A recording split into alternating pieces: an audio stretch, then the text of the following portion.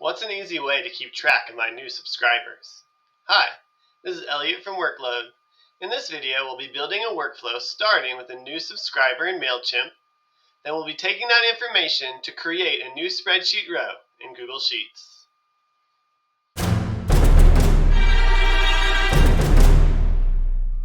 Alright, let's build a workflow.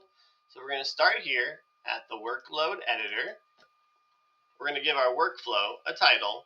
So this is going to be Mailchimp to Sheets. And we're going to click inside of our trigger box.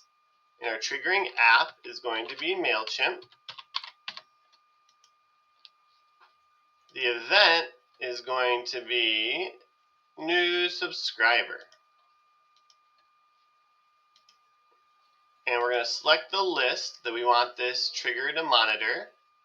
It's going to be our workload list.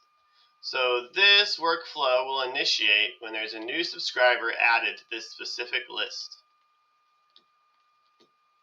We will test our trigger, and we have a success. We found a new subscriber. When I look at the information in the response here, I see that this portion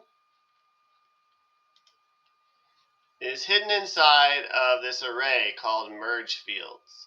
So in order to import this information into Mailchimp, we're going to have to pull out that array and make it into its own separate response.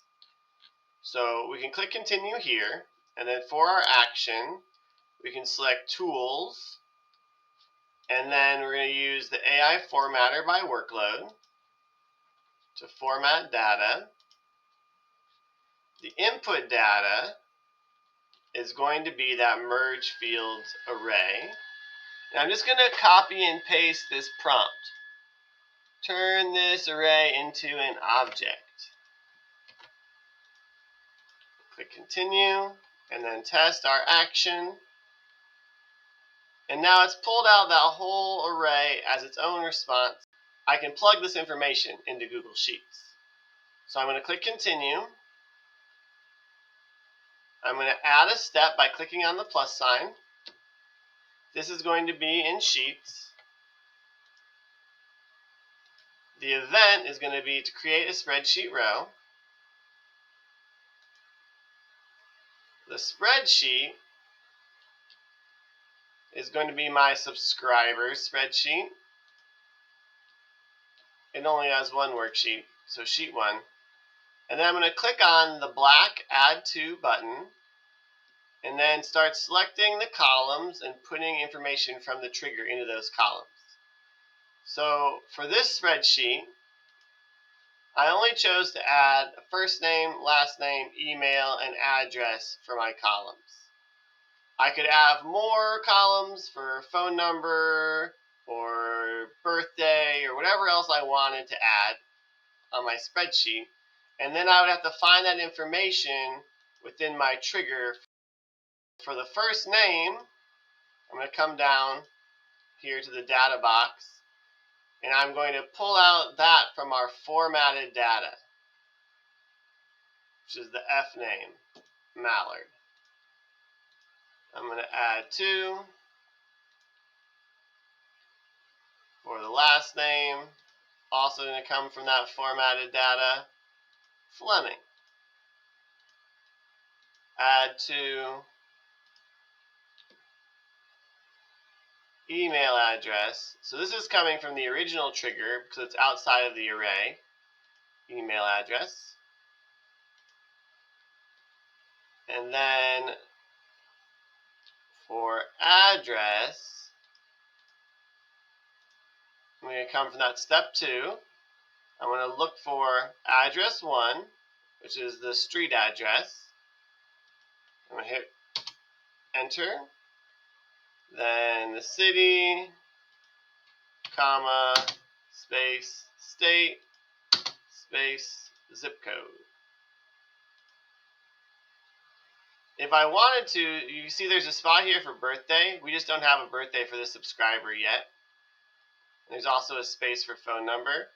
So if I wanted to have those as columns in my spreadsheet, I could add those in, and then when I was building the workflow, I could click on these outputs even though they're blank, and it would still know where to find that information for future subscribers.